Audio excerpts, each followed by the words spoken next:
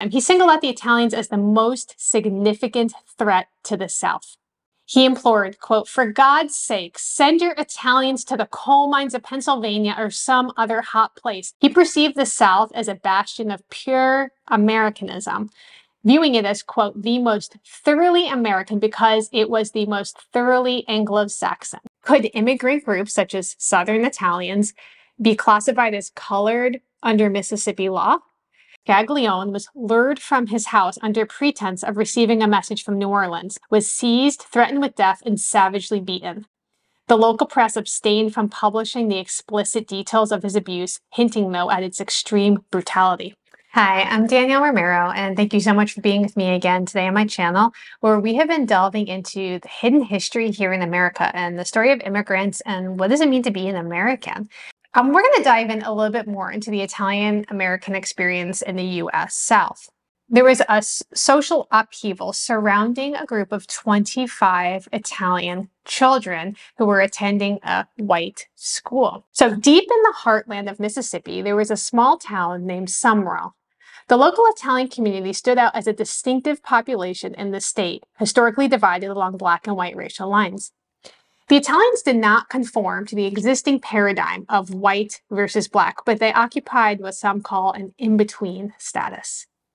Although it's critical to emphasize that this is not an attempt to suggest that Italians were perceived as a third race, their position does reveal complex dynamics of racial identity formation in the early 20th century American South, as evident over the struggles with school segregation. They were unwilling to accept the proposition of an exclusively Italian school. So there was this idea of like, well, we can't call them Black, but they shouldn't be in the white school. So let's give them their own separate thing. And the Italians said, no, like, we don't want that. The Italians were just not going to take it lying down. So they appealed to the state superintendent of education and they challenged the attempt to segregate these children. But this would soon devolve into utter violence. Before I tell you what happened with Frank Scaglione and the 25 Italian children, the 25 Sicilian children that were they attempted to kick out of the school, I want to tell you a little bit about the Italian governor at the time. Just preceding this Sumrall incident, Mississippi actually had elected their first Italian-American governor, and I think possibly there hasn't been one since. And his name was Andrew Houston Longino. If you're looking at it, you say, well, if the governor of the state during this time, this is the early 1900s, is elected as the governor of Mississippi, how likely is it that this was really a racial issue for these kids in this school? But Governor Longino was Italian, but he wasn't an immigrant, and his story was a little bit different. His ancestors had actually arrived way before this wave of Italian immigration. And they had arrived in Virginia from northern Italy in 1752. So this was unique, and his family had been here a long time in the South. And he was also a Baptist.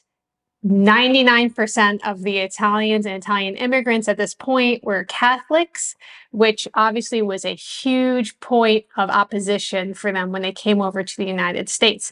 But not only that, the research that I found also points that economic motivation was an isolated incident, was a part of a larger experience that Italians and Italian immigrants were having in the United States, in the U.S. South in particular. It was a potent blend of native-born white employers' support for Italian Sicilian labor, because remember, it had only been a few decades since enslaved people were free, and they needed labor and they needed it cheap. An author named Ray Stannard Baker, in his writings from 1904, highlighted the distinct prejudices that pervaded Southern society during this period, and he observed a troubling trend among white Southerners, who he suggested were treating Italian immigrants, many of whom were effectively filling the roles that had been previously filled by enslaved African Americans, as though they were second-class citizens. He remarked, quote, "The tendency of the white Southerner to treat the Italian, who was in many places doing the work of the Negro, like the Negro," unquote. Stannard Baker also pointed out evidence of a burgeoning movement in Mississippi with the explicit goal of excluding Italian immigrants from the public schools. Now, he discussed the case of Frank Scaglione, who is the prominent figure in the Italian community in Sumrall, Mississippi. Scaglione was lured away from his home and subjected to a severe beating by a mob of white men. Now, reflecting on the increasingly fraught circumstances that Italian immigrants found themselves in, it's hardly surprising that many of them chose to bypass southern states entirely. With rising antagonism, violent acts, and ongoing attempts to thrust them into the same social and economic conditions as African Americans, it's understandable why the South became an unattractive destination for this group. Now, remember at this time, the people in the South, things were pretty binary. It was like, you are white or you're black. And when the Italian immigrants showed up, these Southern Italian immigrants, these Sicilian immigrants, these people don't know what to do with them. And it kind of shows this fluidity and how things are kind of in flux. And I think that kind of goes to show how you could have an Italian American governor and at the same time have this overarching drive of trying to kick Italians out of these white social circles. It underscores the multiple barriers to integration that they had to confront, that they were too dark, they were foreign, they were Catholic. Could immigrant groups such as Southern Italians be classified as colored under Mississippi law? What differentiates a Negro or mulatto from a colored individual? For Italians and Southern Italians, like there is so much variation too in the way that people look. And so I think that adds kind of a layer of complexity to this when we have people who are just basing things on what they see, people who are Mediterranean working out in the sun. Well, for the most part, they're going to be pretty dark, but there are plenty of people that have blonde hair and blue eyes and more fair skin, and they were just as much ethnically Italian as these folks. Not every area did Italians face this discrimination, but there were plenty of times and plenty of examples I'm going to be continuing to show you on this channel of the struggle for the Italian immigrant to find their place in society by Joshua Caldwell, who was a well-known attorney from Knoxville, Tennessee. And it gives first thoroughly American because it was the most thoroughly Anglo-Saxon. And he singled out the Italians as the most significant threat to the South. And this materialized into a violent assault on a Sicilian man named Frank Scaglione. His proactive leadership and his attempts to, quote, force the children into school incurred the ire of some of the citizens of this small Mississippi town. They took him outside the town boundaries and they delivered such a severe beating to him, issuing stern warnings for him to desist. But the episode, however, proved to be more shocking than initially reported. According to the Italian consulate in New Orleans, who undertook an ensuing investigation of this event, the event's egregious nature surpassed the initial accounts. So at first people thought he just got kind of brought outside, roughed up a little bit. Scaglione's ordeal extended to include other unmentionable atrocities committed against him. He was subjected to brutal whipping as a counteroffensive to his efforts on behalf of these children. But the story is a little more complex than just that. Brutality.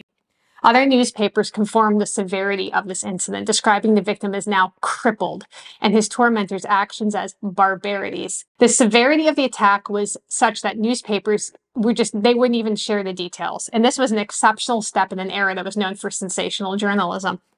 The assailants' identities were shrouded in mystery, with reports only with some scant details. Some newspapers speculated that these people hailed from the, quote, lower class, given the nature of the atrocities. In the aftermath of the assault on Scaglione, there were apprehensions about violent reprisals from the Italian community. So they're afraid that the Italians are going to rise up and there's just going to be warfare now between these two groups. So the fears resulted in the deployment of a sheriff. The management of the Newman Lumber Company voiced the need to protect the local native community from potential retaliation by these aggrieved Italians. So in a significant move, the company relocated most Italian families to nearby Hattiesburg, Mississippi, while 15, quote, Negro laborers were brought to Sumrall to replace the Italians. The events in Sumrall sparked discussions on the racial views of Italians in Mississippi. A New York journalist pondered, quote, can it be possible that Mississippians hold that Italians, like the Negro, or of a different race from our own, or do they place different nationality with a different race? But what had Scaglione done to provoke such a brutal reprisal? Was it solely about the Italians trying to enter a white school, or was there something else at play? The public narrative framed this as a racial question. A closer look, though, at some of these documents suggests a more nuanced narrative. So subsequent information emerged on the beating. It became apparent that the assault on Scaglione was not triggered just by attempts at school integration, but there was also fears of a labor dispute. Italians in Sumrall were accused of being anarchists, and their actions were associated with labor activism. A telling illustration of this standpoint can be found in the statement made by a spokesperson for an Alabama naval store company in 1905. He was responding to a survey conducted by the Immigration Restriction League of Boston, and the representative made an emphatic plea. He implored, quote, "For God's sake, send your Italians to the coal mines of Pennsylvania or some other hot place. We are not in sympathy with the Padrone or the mafia system. We love the flag and we would die to protect it, and we do not want it cursed with cutthroats and anarchy." Threat of economic competition just exacerbated these racial tensions, ultimately leading to this brutal assault on Scaglione. Race, labor, identity were all becoming intertwined, and it was inciting all kinds of conflicts. When we're looking at the South during this time, we could say, like, all people of African descent, all people of notable African descent were treated as other, were treated as less than. It was white and black. Now you have these Southern Italians coming in. So in some places they were able to assimilate better, and in other instances you have a conflict like this. Now the segregation I've read from many sources of Sicilians from white school, it was not a widespread phenomenon, but it did happen. A man named Jerry Mangione claimed in L'Osteria that Louisiana was segregating children, segregating Sicilian and Italian children from white children in schools when they could. Supposedly, a schoolgirl in Alabama shouted, "We ain't got no desks for Dagos," in 1929. Now, this doesn't prove that legally Sicilians are being separated from white children in school, but I think it kind of paints a picture of the back and forth at the time where people didn't know where to put the Italian immigrants, and people couldn't agree on this. And so every now and then you would have these little eruptions happening all over the South, and it would culminate in acts of violence, like we've talked about on this channel. But the only noteworthy case of an attempted segregation of Sicilian and Italian children from white children was this instance in the school in Sumrall, Mississippi. So let me know what you think. I've been really enjoying doing this deep dive into the Italian immigrant experience in the South.